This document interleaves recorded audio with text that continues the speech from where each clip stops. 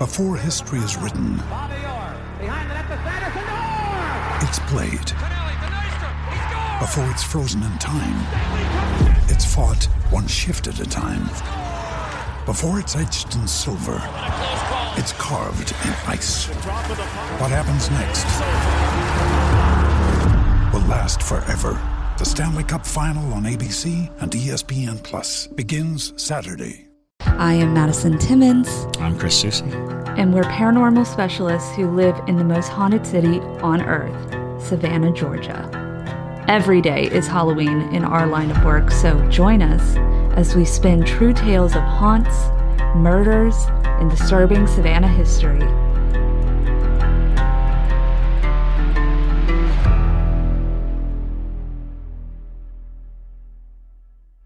I'm Madison. I'm Chris. And welcome to the most haunted city on earth.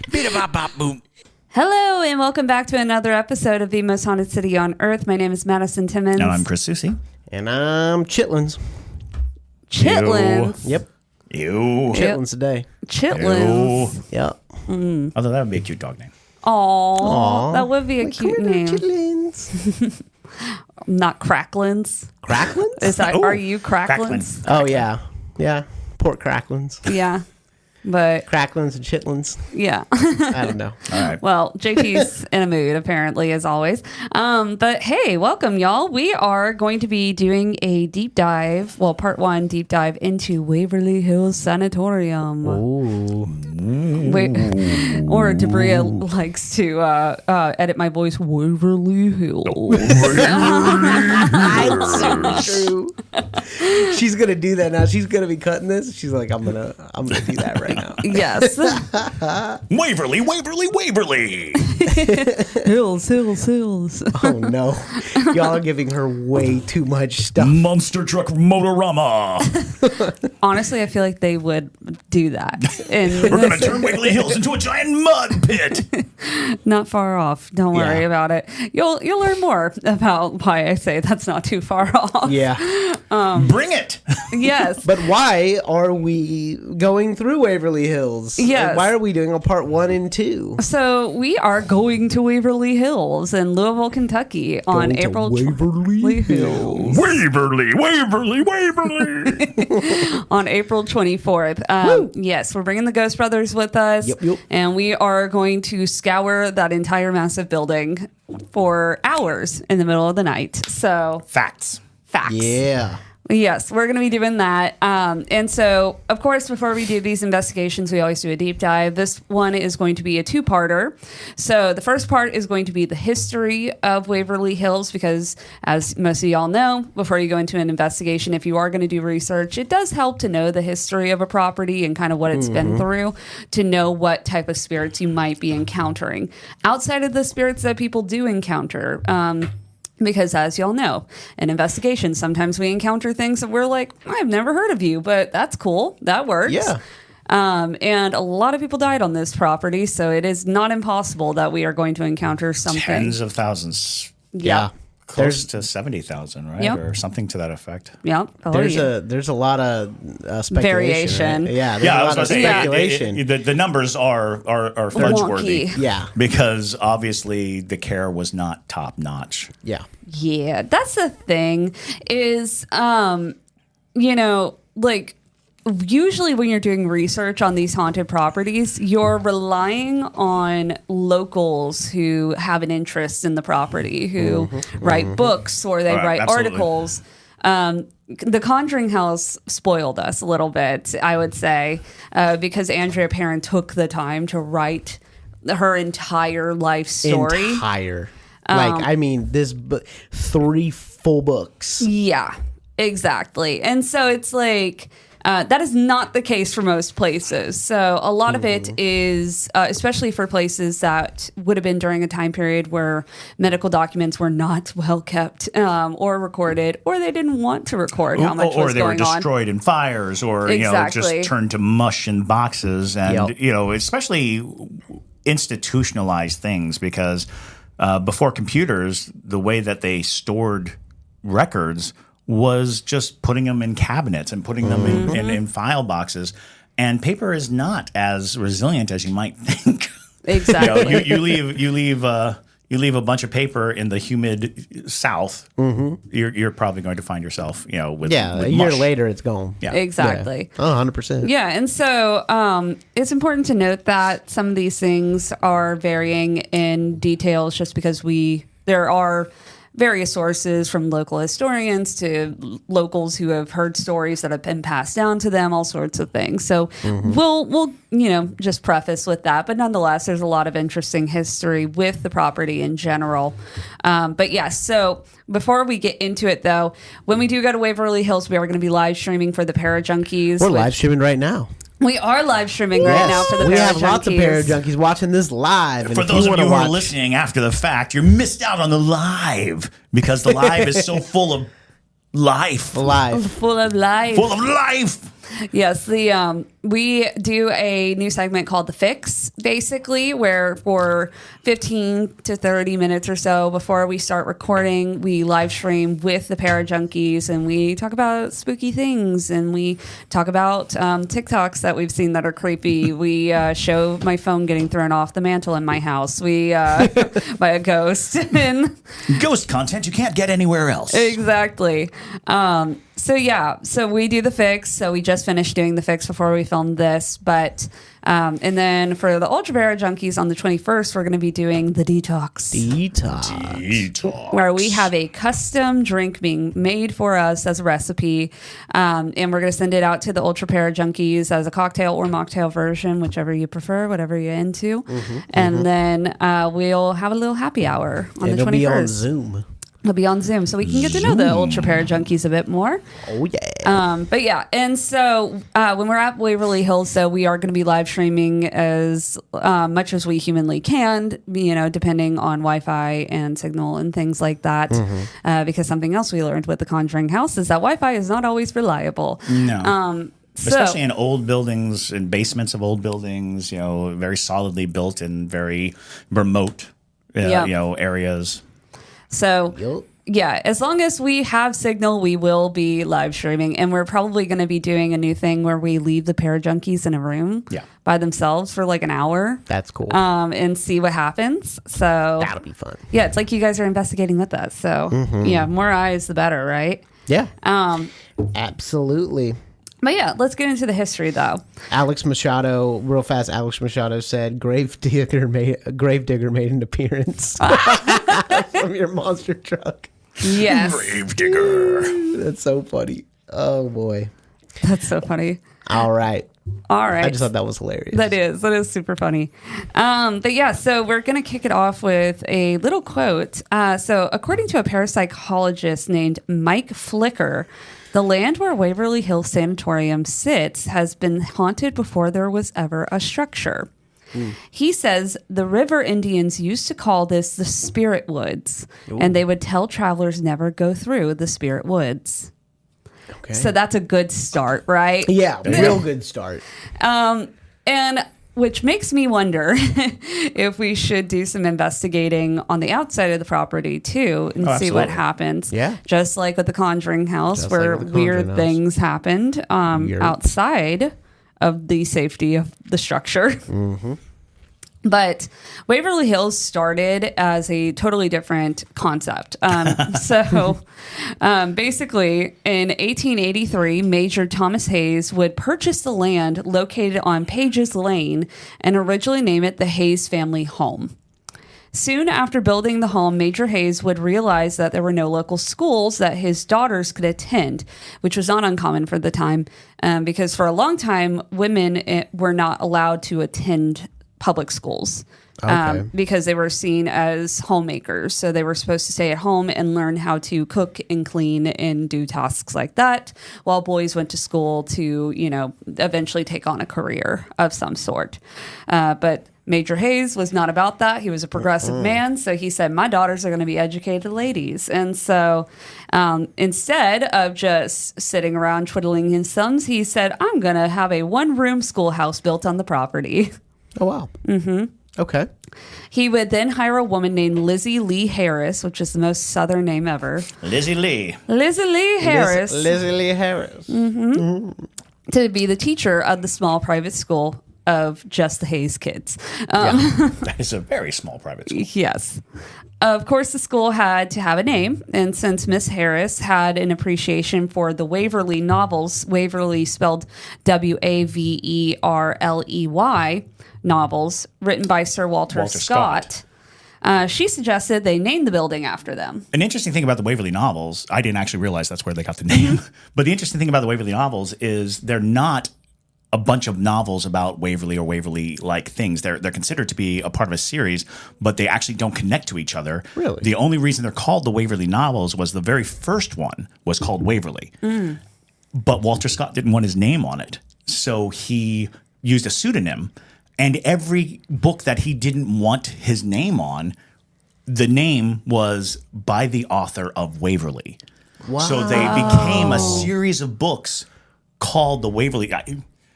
How it's super random because he's Scottish. I mean, he's so it's like I didn't realize that's I always thought that it was a family name. Right. Yeah. Wow. No, that's really interesting. Yeah. Yeah. So they Major Hayes liked the idea. And since the building was built on the side of a hill in southern Jefferson County, he coined the name Waverly Hill. There you go, Waverly Hill. But you might be... That's another thing. Is it Waverly Hill? I think I've been saying Waverly Hills. It technically is Waverly Hills, but there's a reason why it got changed up a little bit. Right. I was I've always said Waverly Hills, but Waverly Hill. Waverly Hill. Waverly Hill. And you might be wondering, Waverly Hill. Waverly nowadays is spelled Waverly. There's a reason for that, and we'll get into that in a little bit. But so in the 20th century, tuberculosis had started to spread throughout the United States, otherwise known as the White Death. And Louisville, Kentucky had one of the highest death rates of tuberculosis in the entire country. Wow. Wow. That's interesting. I It wonder is. Yeah, I wonder. what was the factors. You'll find out. Well, there you go. Oh, It's coming. It's coming. it's coming. In 1908, the Board of Tuberculosis Hospitals purchased the property from Major Hayes, and they would keep the name, but they removed the E from Waverly and renamed it Waverly Hills Sanatorium. Okay. So that was the state's doing. Gotcha. But in 1910, the two-story wooden hospital would open with 40 beds available, basically as an extra facility for another local hospital, which was not uncommon for when they had large outbreaks of a illness. To create a sanatorium. Just or a quarantine kind of situation. Exactly, because, if you got little Jimmy with a broken leg, you don't want him getting tuberculosis because Rebecca over there is, hacking up a lung in the next bed. Exactly. But Jefferson County had higher tuberculosis counts due to the fact that it was built on low swampland along the Ohio River. There you go. And the wetlands caused the best breeding grounds for bacteria. Yeah, I heard that Georgia had a high tuberculosis. As a matter of fact, Doc Holliday from Tombstone fame was a Georgia doctor who got tuberculosis and was told to move to Arizona because the dry air was supposed to help him with his affliction. But yeah, he suffered from tuberculosis and had to pick up from Georgia, move to Arizona. So you hear that, swampy, humid areas are just cesspools of tuberculosis. Interesting. Yeah, and they called it consumption. Consumption. Yeah. So tuberculosis was a super romantic disease. It was. It's weird. I mean, if you've ever heard of La Boheme or seen Moulin Rouge, she has tuberculosis, and it got so much that people wanted to look. As a matter of fact, our aesthetic as human beings is largely based on the hollowed, thin, waifish figure that tuberculosis gives you. I want to say that the Bronte sisters all died of tuberculosis, and they would write voluminous, beautiful letters of how beautiful the disease had made them, and how lovely what a lovely corpse she left. And it was fascinating because tuberculosis, so widespread, so terrible, but became like the central storyline. La Boheme, the main singer, is dying of tuberculosis, but everybody's like, she's so beautiful, she's so incredible, to the point at which that's crazy. When they made Rent, they replaced tuberculosis Waverly. with AIDS. Yeah. Oh. And that same sickness, Yeah. same concept and construct, but the simple truth of the storyline is that tuberculosis was so widespread, but also created a look, an aesthetic. As a matter of fact, that's why women wore corsets No to tighten their freaking body. way. Because to make you look gaunt. Until that point, the Rubenesque woman, the voluptuous woman, was the idea of beauty. You see it in all the paintings and all the art that women were, large and shapely. And then for some reason, I was like, why all of a sudden are we like cinching our waists or getting so small or starving ourselves? It was because of tuberculosis. New merch idea. Tuberculosis is sexy. Right. Right on the chest. Oh my God. Also, before we make too many jokes, over 1 million people a year do still die of tuberculosis. Even It's though still a thing? It's still a thing. even though is we not have still a thing. it is. Okay, well, okay, we can't do it's it a then. big killer. We have a vaccine. I thought it was like Black Death type of deal, No. where No. it's like, No, okay. still No, it's an still active around. disease. Still, All it's still right. in like the top 10 killers of the world. We can't. Yeah. Then we can't make this shirt. We won't be making the shirt. Exactly. But yes, Maybe Black Death is sexy. Black Death is sexy with a rat. with a rat. Yes. A rat in fishnets. My God. I love it. L, if you're listening, We need a rat in fishnets. we need Yes. a rat fish nets ASAP. Yes. Sorry, that was a tangent. No, that was it was a great. fascinating tangent. Yeah, I wrote it down. 15 minutes tuber sexy. Not tuber. I write down for those of y'all who don't know. I write down. It's gonna be like the potato most- sexy. Yeah. Like the most interesting things that Chris and Madison say. I write them down for possible TikToks and whatnot. And so that was one of them. Tuber Yeah, sexy. super sexy. But so tuberculosis clinics would be built on high upon hillsides as a means to quarantine the afflicted because they wanted to get you away from all the Right. wet. And away from other people. Yes. But yes, a means to quarantine the afflicted from the general public. Waverly Hills was on one of the highest elevated hills, so they used that as an attempt to contain the disease. In August of 1912, the hospital transferred all their patients to tents on the grounds of Waverly Hills while they were awaiting the expansion of the building, which would take a long time. So... Well, it is a massive facility. It is. An absolutely ginormous place. It's kind of daunting to think that we're going to be spending a night trying to get around this Exactly. Gigantic facility. Exactly.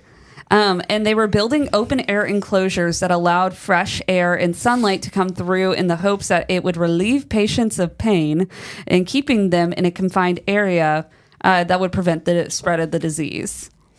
In 1924, during this expansion, Waverly Hills was given $25,000, which was a lot of money for that time period, to build additional accommodations to treat patients. This would be during the time when the body chute would be installed. Body shoot. Mm-hmm. Y'all, Which is I a am little lit. bit of I'm a- lit for the body shoot. It's a bit of a misnomer, Right. Because you think of a chute as something that is a slide, right, or a hole that you drop Kinda, things into. yeah. This is more of a tunnel, yeah. Yeah, it's more of a tunnel.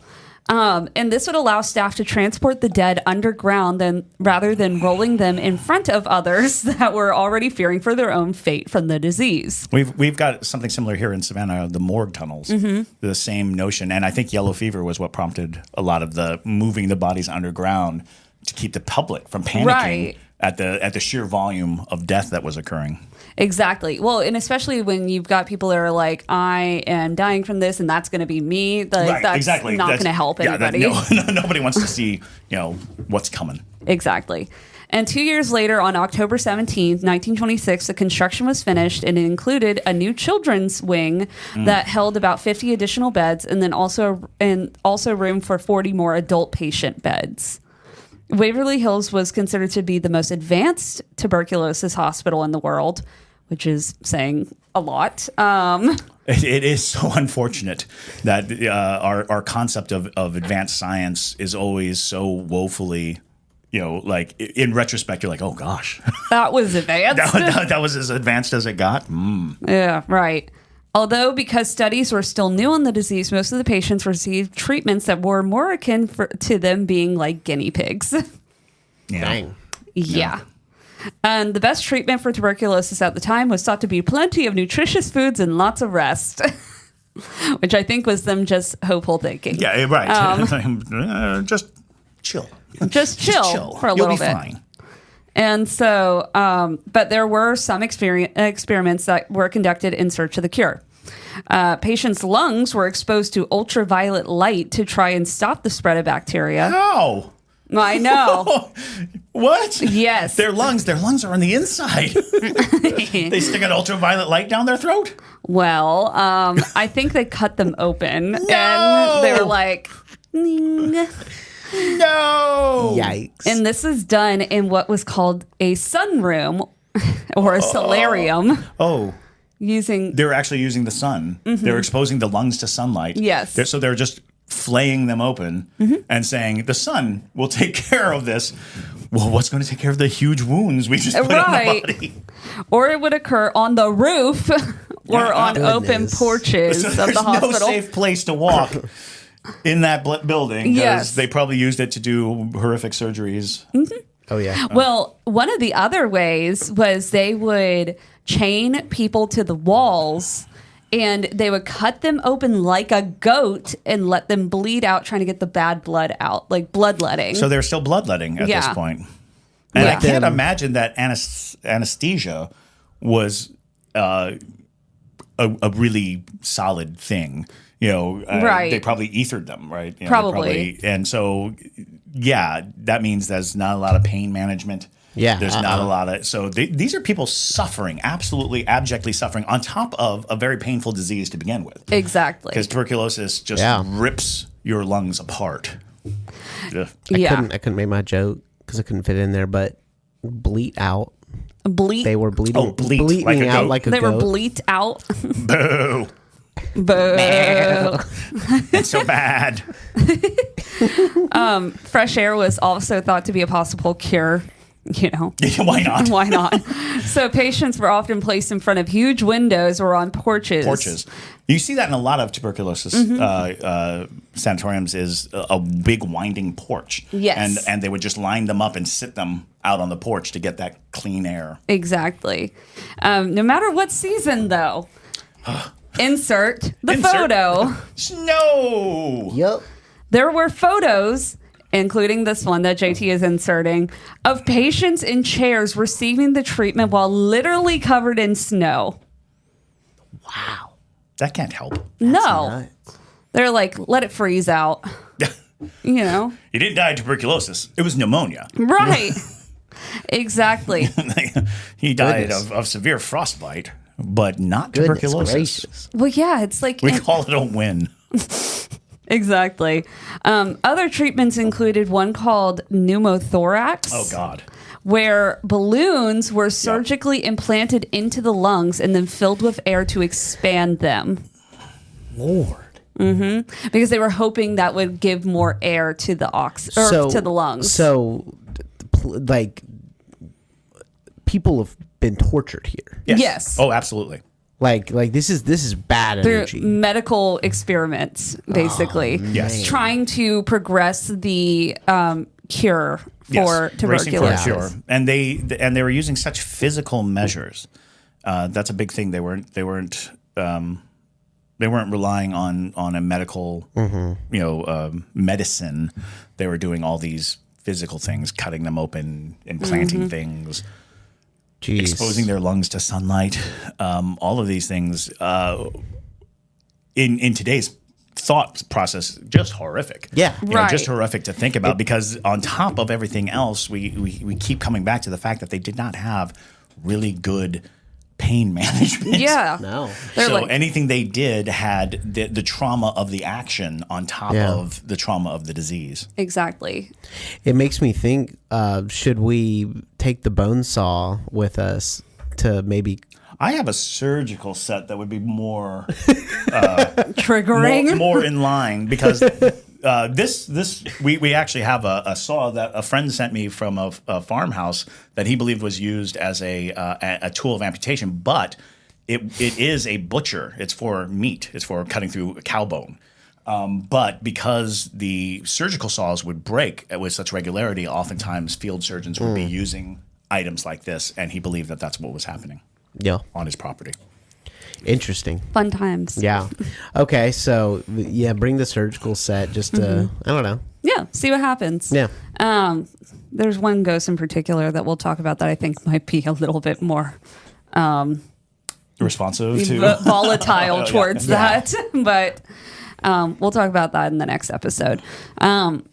The last resort treatment, though, was when muscles and ribs were removed from the patient's chest to allow the lungs to expand further and let in more oxygen. God, Yikes. that's so It makes horrifying. you quiver, right? Yeah, it does. Like, It's terrifying because every muscle actually has a purpose. The reason why it's there is to do a very specific function. If you remove the muscle, then that function doesn't happen. And especially the ones around your ribs, those are all there to help with the expansion, to pull, to, so in their mind, they're thinking, oh, these are constricted. It's like, no, they're constricted because of a series of things going on. If you remove them, then that person's breathing is going to be even more labored. exactly. Well, and they're going to have a hard time probably sitting up. Moving. Or, Yeah, doing absolutely. normal functions if they do ever heal. Blah, blah, blah. Yes. But the hospital eventually became very overcrowded, and so Louisville would build a secondary hospital named Hazelwood Sanatorium, which started around 1924. By May 1st, Waverly Hills Sanatorium had a total of 480 patients, between 75 and between 75 and 100 applicants on the waiting list. Oof. Because they were considered the most advanced. Right. Okay. So people would travel to Louisville to get treatment for tuberculosis. Which would explain Hazelwood being built, Right. as a overflow. Exactly. Hospital. Right. Kirk was wondering if any of the treatments were successful. Some people did survive tuberculosis, but not many. And it was mostly and it was probably later. purely coincidental that they survived. Yeah. Yes. Because there are very few effective treatments for tuberculosis. Sure. But I don't know that it is considered 100% morbidity. Yeah. Right. But I don't know if it's a direct result of the treatment or they were just lucky. Exactly. And also, Sheila asked a great question. It was more of a statement. You should draw up route plans if you haven't already. And what is great about that is I can let everyone know that we are going to be dropping the schedule / route plans on Patreon about a week beforehand. I just have to get them approved by the Ghost Brothers to make sure that fits what they want to do also. And once Dalen gives me the approval, I'm going to put that on Patreon so everyone will see the schedule for the night. Right. Yeah, because kind of the thought process that we're thinking to do is, because it's a 5-story building, so we kind of want to split like times where it's like you get these lower halves or you get the upper halves and then we switch or things like that. Because what you'll hear more when we talk about the paranormal side of the building, there's not particular, like there's a couple like particular rooms that are haunted, but a lot of it is just kind of like all of the hallway. Overall, absolutely. And that entire place, and we talk about this a lot, when you have a structure that is so advantageous to a spirit, spirits from the region, spirits from anywhere will be drawn to it. It'll be like this huge spotlight. So you could encounter ghosts that have nothing to do with the sanitarium just simply because it's an environment in which ghosts can thrive. And let's not forget the number of people who come visiting there. People carry ghosts with them. Ghosts follow people all the time. But if the place is more potent for the spirit than the person was, it's possible that the ghosts just kind of get dropped off. They just kind of find a new home because of the nature of how spiritual energy is accessible to different spirits. Exactly. But onto the other portions of kind of the decline of tuberculosis there. Once streptomycin, it was discovered in 1943, which was one of the main medicines that would help cure tuberculosis in humans. Many patients started to recover from tuberculosis, to answer your question, and disease started to decline. And due to the decline of patients, there wasn't a need for the 2 sanatoriums anymore. So the remaining patients would be transferred to Hazelwood to finish out their treatments. And there were various numbers of reports of deaths that occurred in Waverly Hills. Some sources claim that it was 6,000 patients versus others that claim up to 63,000 people died in Waverly Hills Sanatorium because of tuberculosis. Wow. That's 10 times the difference. Right. Because I'd always heard like around 70,000, and I'm sure that's for dramatic effect. Right. But that is a huge difference of like an official record stating around 6,000 and speculation of 60+ thousand. Right. Wow.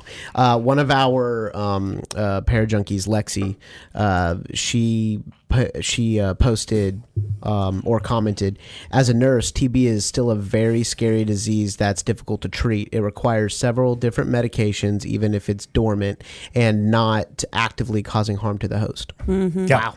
And It's highly contagious, yes? Yes. I mean, It's horrifying. Yeah, thanks, Lexi. And according to Dr. J. Frank Stewart, who was a former assistant medical director at the hospital, the highest number of deaths that occurred at Waverly Hills in a single year was 152. And it was open from 1910 to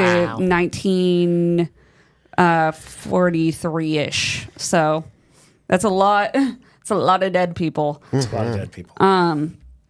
A small jump in new cases did occur, though, after World War II, and many soldiers returned from the war with tuberculosis and were housed at Waverly Hills.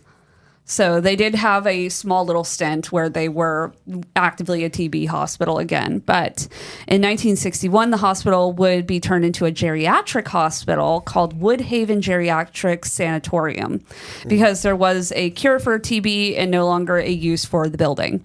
And many patients were subjected to electroshock therapy during that time. Goodness. So it was a geriatric sanatorium? Yes. Okay. And they would treat them with electroshock therapy? Yes. Okay.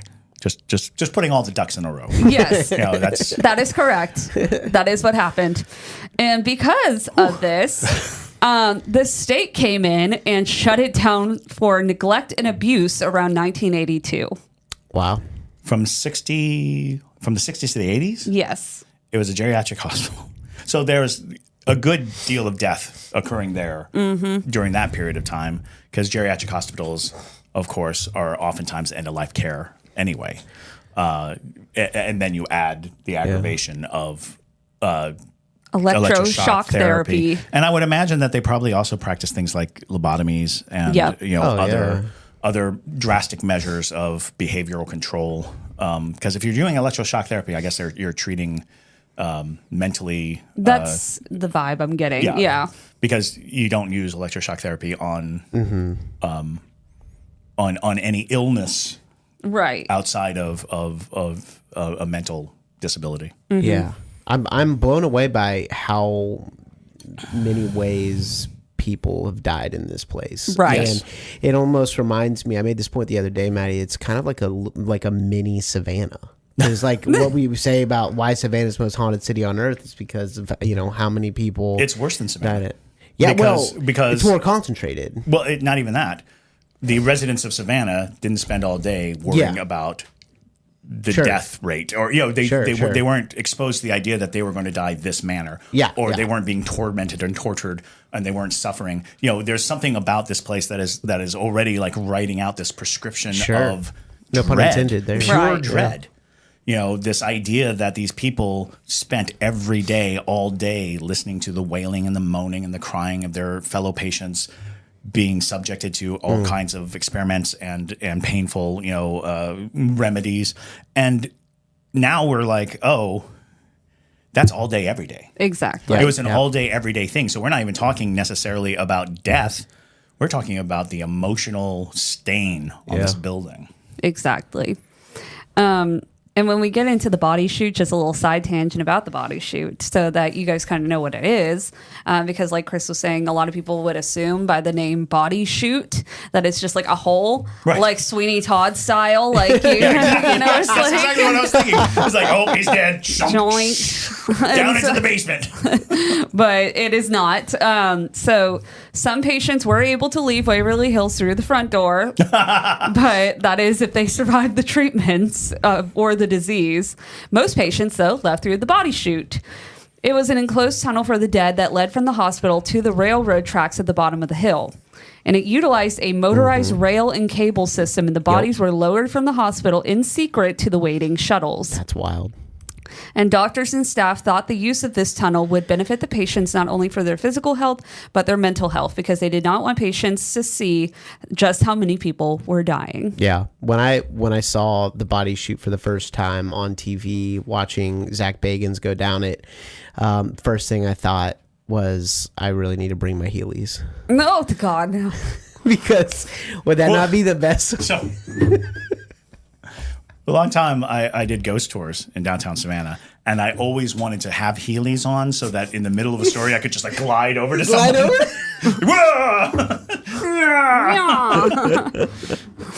And then he became possessed. What we need to do is not tell the Ghost Brothers that you have them.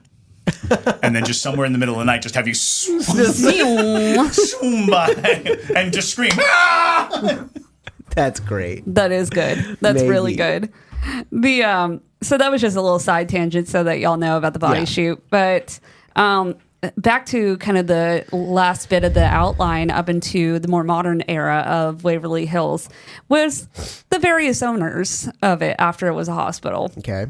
So after it was a hospital and it closed its doors, the building and the land were auctioned off and changed hands many times over the course of the next 2 decades. In 1983, a developer purchased the property with plans to turn it into a minimum security prison. Wow. For the state of Kentucky. Which that makes sense. That makes sense. That makes perfect sense. Yeah. And plans were dropped after neighbors protested, and a new idea to turn the former hospital into apartments was devised. That might make more sense. Yeah. They're doing that with the one up in the hospital up in Maysville. Yes. They're turning that into apartments. Yeah. And I was like, why? Are you serious? Why? Yeah. It's so haunted. It is. My mom was born there. Yes. But yes, she was. Yeah. But a lack of financing caused this plan to be abandoned. But in March of 1996, Waverly Hills and the surrounding land was bought by a man named Robert Alberhasky. Who ran Christ the Redeemer Foundation Incorporated. Okay. Now, the craziest thing about this property was not the deaths, but this man in particular, because Alberhasky wanted to use the site to construct a shopping center and the world's largest statue of Jesus, along with an art and worship center. The statue was inspired by the famed Christ the Redeemer statue in Rio de Janeiro. And was situated on the roof of the hospital would be situated on the roof of the hospital at a cost of about $4 million. What? I mean, okay.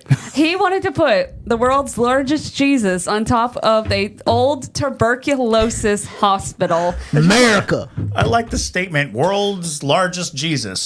World's largest Jesus.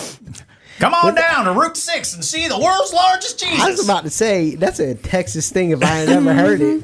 On top of the Just past the largest ball of twine and on the other side of the largest frying pan. But on top of the tuberculosis hospital that took almost possibly 63,000 people's lives, here is Jesus on top of the roof. Good Lord. Okay, well, so he didn't just stop there. He tore down all of the buildings. Well, he wanted to tear down all the other buildings except for the main hospital, which was a protected National Historic Site. And the next phase of his plan was to convert the sanatorium into a chapel, a theater, and a gift shop for another $8 million. Okay. Wow. Mm-hmm. There you So have it's it, kind of folks. like building a megachurch. Basically. Okay. But yeah. Okay. But with the mall in it. Yeah, well, what megachurch shouldn't Have a mall. a huge commercial interest? Yes. They all have Starbucks. So, but because that wasn't working out for him very well.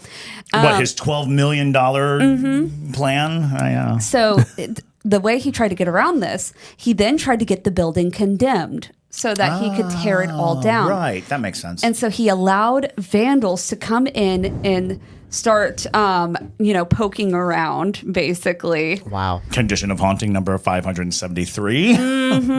So This is some real Kentucky stuff. Man. yes. So eventually vandals and then homeless people who would be squatting in the building and wild animals would reduce the building to a complete derelict state. And there were no efforts made to prevent people from entering the mansion the building and helping themselves to whatever they wanted: lighting fixtures, appliances, doors, banisters, toilets, and even plumbing pipes.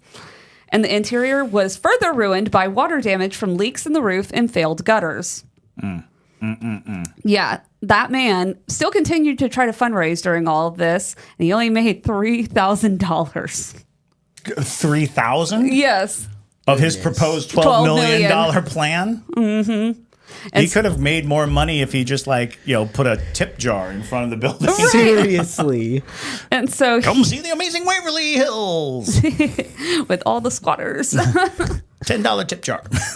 And so he canceled the project in December of 1997. Wow. God, that wasn't that long ago. No. By 2001, Waverly Hills would have a reputation of being haunted, which of course would draw the attention of urban explorers and paranormal investigators, and sometimes those who are into the darker arts. Dun, dun, dun. There were rumors that satanic rituals had occurred in the derelict building. Absolutely. And had claimed, and people have claimed that they could hear disembodied voices and experience residual hauntings of such rituals. Sure. Wow. And so in 2001, Tina and Charlie Mattingly, who are the current owners, would purchase Waverly Hills. Yes. Charlie's father had worked as an orderly at Waverly Hills for 4 years. That's fascinating. Yes, it is. That's really fascinating. And so in the beginning years of their ownership, they would just give tours of the property and retell Charlie's father's stories. And so eventually they would slowly restore parts of the building as they were giving tours and converted it into a place where paranormal investigators can come and do overnight investigations. In the beginning, you could only do it on Halloween, which is even crazier. But I remember, when it was just Halloween. And the proceeds of which would all just go towards the restoration of the property. Gotcha. And so after that, here we are today, where you can just go into the building and we paid our fee. We're going in. We're going in. We paid our fee, and Thanks, we can. Tina. Thank you, Tina. And For Tina, making it happen. That's such foresight. Yeah. When it really comes down to it, because that was kind of before the craze. The ghost tourism boom was not, so that's a lot of foresight on their behalf. Yeah. Well, and I think they were both kind of just obsessed with the history of the property, from what I can tell. Hopefully, we can get Tina onto the podcast because we're going to try. I'm gonna try. Yeah. I'm gonna try.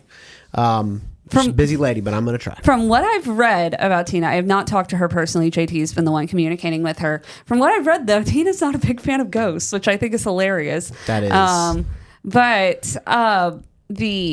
I think they were both just obsessed with the history of the property. And being that they were both from Louisville, they kind of also just wanted to keep that history alive. Oh, absolutely. This is a significant. It's surprising that someone didn't come from the Historical Preservation Society, or somebody didn't come out while it was running in its derelict phase. Somebody didn't come to its rescue, because it's a fascinating piece of history. Just alone, the idea of these ginormous tuberculosis facilities, it has a historic resonance. Right. Well, and that was why the one guy, the Jesus man, had the runaround, because the main portion of the hospital was a national protected site. Okay. So, because it was considered a historical site. So he was hoping it would fall apart. Exactly. It was such a point of disrepair that it was not safe to even keep it up. Exactly. Oh, that's diabolical. It was. That's diabolical. That is diabolical. It is diabolical. It didn't work out for him with his $3,000, but it's hard to kill a haunted house. Yeah, it is. It is. Especially one as big as that. Mm-hmm. Lord. But that was great, Maddie. Yeah. You kicked butt on that one. Yeah. She's been working really hard. As always. Yeah, she's been working really hard on this, and so that was awesome. That was lit. Yep. And so part 2 will be next. Yep, and we're going to talk about the ghosts on the different floors and things like that. Part 2 will be next. Yeah.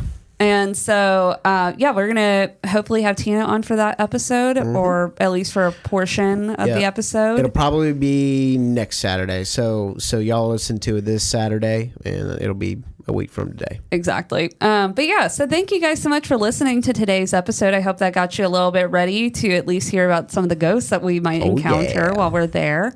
But hopefully y'all will join us on our investigation. Consider becoming a parajunkie so you can join us on the actual investigation with us in the moment. Maybe you'll experience a ghost by yourself on the live stream. That would be crazy. I hope that happens. But with that, y'all, my name is Madison Timmons. I'm Chris Susi. And stay spooky, y'all.